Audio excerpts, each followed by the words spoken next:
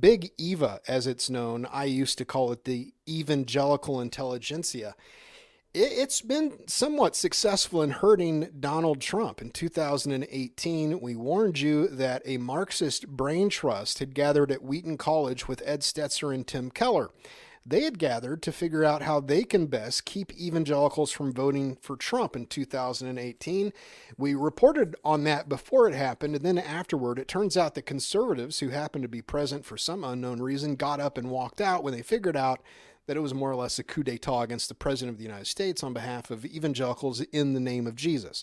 Since then, woke leftists, including J.D. Greear, David Platt, Jonathan Lehman of 9Marks, which ought to be spelled with an X, they've published voter guides and booklets for the purpose of telling Christians that they have their blessing to vote Democrat. Some liberal evangelicals, like a former lobbyist employed by the ERLC, have outright endorsed Joe Biden. Others, like Thomas Kidd, have given their blessing to vote for baby butchering murderers in the Democratic Party. It appears to have worked. HuffPo, that is the Huffington Post, bragged about this earlier in the week, stating that the president's most reliable supporters, white evangelical Protestants, are still firmly in his camp. 78% say they're going to vote for the president, but that is down 5 percentage points from 81% just a few months ago. Now, let me explain to you why this is a bad thing. In 2016, and by the way, when I say bad, I mean potentially catastrophic. In 2016, 81% of evangelicals voted for Trump. Right. 81% of evangelicals voted for Trump.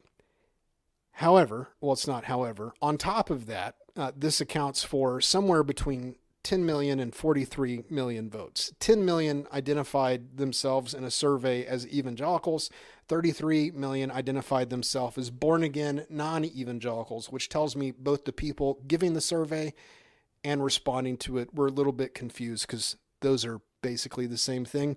So you're talking upwards of 43 million evangelicals voted to put Trump into office.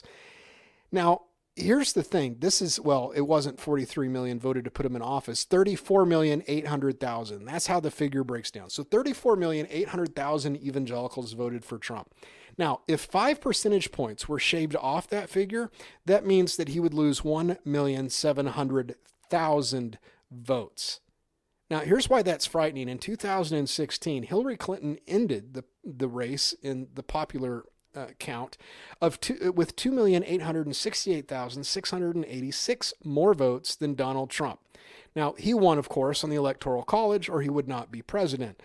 However, statisticians have claimed that about 3 million votes disparity between the popular vote and the Electoral College outcome is all that can be sustained for a candidate to win the electoral votes necessary to become president and still lose the popular vote. In other words, if the popular vote tips more than 3 million, it's likely that the swing states themselves will start tipping, and then you lose the Electoral College. So if Donald Trump loses 5% of his evangelical support and picks up no other demographic he lost in the last election, he won't win 2020.